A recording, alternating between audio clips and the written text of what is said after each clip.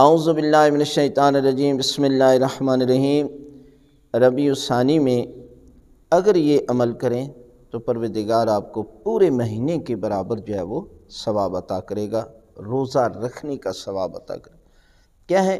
پورے مہینے میں 3 روزے رکھنے مستحب ہیں۔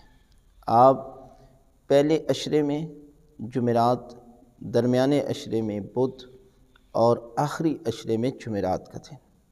لیکن اگر یہ نہیں رکھ سکتے تو آپ اسلامی تاریخ 13، 14 اور 15 کو روزہ رکھ لیں۔ اگر یہ بھی نہیں کر سکتے تو آپ کسی بھی دن 3 دن جو ہے وہ لگاتار کسی بھی دن روزے رکھیں تو پروردگار آپ کو پورے مہینے کا جو ہے وہ ثواب عطا کرے گا، پورے مہینے روزے رکھنے کا ثواب عطا کرے گا۔